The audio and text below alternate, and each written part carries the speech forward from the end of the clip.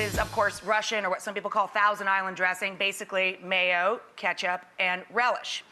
I like to kick up all the flavors that are traditional to that Thousand Island or special sauce dressing. So instead of mayo, I start with nice, tangy, and it stays thicker on the sandwich. Sour cream is the base, no mayo. No mayo, sour cream. To the sour cream, I still add the ketchup. I like a good quality, organic, low sugar ketchup. I love Wickles Pickles relish. I don't know if it's in your neighborhood, but in the Northeast here, I love it. It's my favorite relish. So you mix in your relish and your ketchup. About 3 tablespoons of relish, about a 1/4 cup of ketchup, salt, pepper, and the sour cream is your base for the special sauce. Then, anytime I have a burger, I like a little Worcestershire sauce, so I'm gonna add a little Worcestershire to my special sauce. And my daddy's from Louisiana, so I like a little hot sauce and everything. A couple of shakes of Red Hot. Yeah. Now I could put this sauce on my arm and take a big fat bite, because it is delicious. So I'm pretty happy with the sauce part.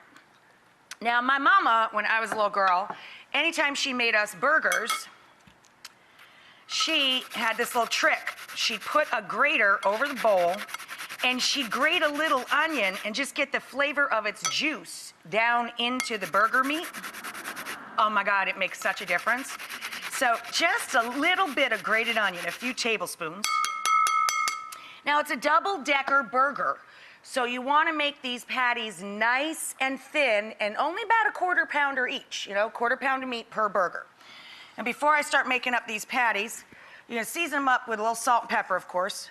Kosher salt makes a nice crust on burgers. And he did request it to be a bacon cheeseburger. So for the cheese, I brought in my favorite. It's sharp American cheese. It's called Cooper Sharp American. So I've got white, easy melting American, and good smoky bacon from our local smokehouse, Oscar's up in Warrensburg. They ship if you want to try it. Now, whenever you cook bacon, you bake it on a slotted pan, all the fat drips away, becomes evenly crisp every time. So I'm gonna put a tray of bacon in. And then I'll show you your patty size over here. Now, when you're forming hamburgers, or turkey burgers, or pork burgers, or whatever you want, if you score the meat first into the number of patties you need to make, when you grab the meat, you know you're getting the correct amount of meat. Also, whenever you make a burger, even if you're making a thin patty, make it thinner at the center and thicker at the edges for even cooking every time, and put the patties on, of course, all at the same time. I'm gonna brown up the patties. When we come back, we'll turn into cheeseburgers. I'll show you to assemble. So this is the big smacker. You're not getting that at a drive-thru.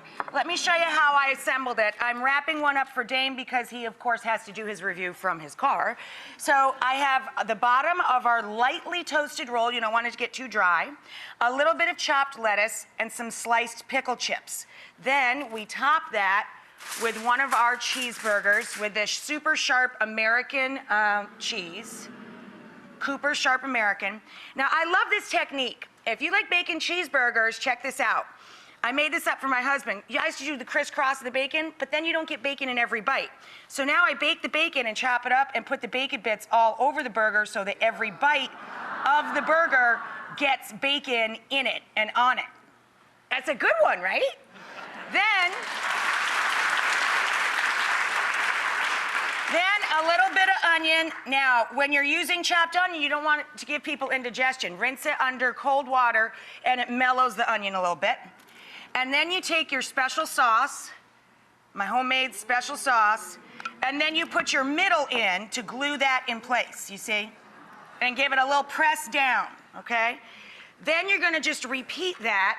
So, cheeseburger on the lettuce and pickles. Perfect bacon distribution, very, very important.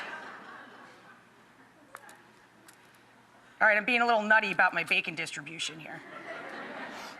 Then your chopped little tiny bit of onion that's been rinsed, so not too much oniony flavor. And then a little of that special sauce glue for the top. You get the sauce distribution just right. and then you put that together. That's love.